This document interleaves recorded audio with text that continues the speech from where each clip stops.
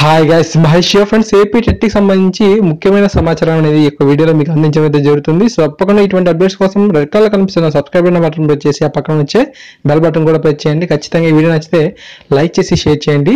Friends, AP TET కి వచ్చిన దరఖాస్తు సంఖ్య చూసినట్లయితే 3,97,000 మంది మనకు అప్లై చేసుకున్నారు. సో ప్రీవియస్ టెట్ మనం చూసినట్లయితే 4,20,000 మంది అయితే ఉండేవారు.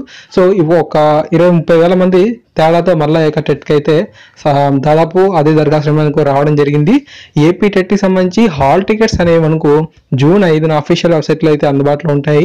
ఏపీ టెట్ ఎగ్జామ్స్ అనేవి June 10 నుంచి 19వ తారీఖు వరకు కూడా ఇక పేపర్ 1, పేపర్ 2A, 2B వరకు కూడా ఎగ్జామ్స్ అనేది కండక్ట్ చేయడం అయితే జరుగుతుందంట. పేపర్ల వారీగా పరీక్ష షెడ్యూల్ అయితే పరిశీలిద్దాం. సో పేపర్ 1 పరీక్షకు అంటే HGT సంబంధించింది ఎగ్జామ్ చూసినట్లయితే 169,085 మంది అయితే హాజరు కానున్నారు. వీరికి June 10, 11, 12 తేదీల్లో 2 సెషన్స్ వారిగా కండక్ట్ చేస్తారు. అంటే June 10, 11, 12 తేదీల్లో అయితే మనకు ఉదయం మధ్యాహ్నం 2 పూట్ల మనకు వాళ్ళు నిర్వహిస్తారంట. బట్ 13వ తారీఖు మాత్రం ఉదయాన్నే ఒక సెషన్లో మాత్రమే టెట్ ఎగ్జామ్ అయితే కండక్ట్ చేస్తారు. సో అక్కడితో మనకు పేపర్ 1 అయితే కంప్లీట్ అవుతుంది.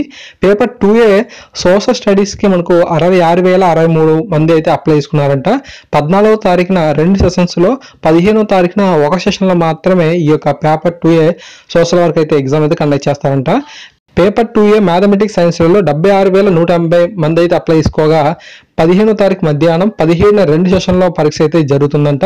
పేపర్ 2A లాంగ్వేజ్లో మొత్తంగా మనకు 70,444 మంది అయితే అప్లై చేసుకోగా 18న 2 సెషన్లోను, 19వ తేదీన మనకు ఉదయం మనకు ఎగ్జామ్ అయితే కండక్ట్ చేస్తారంట.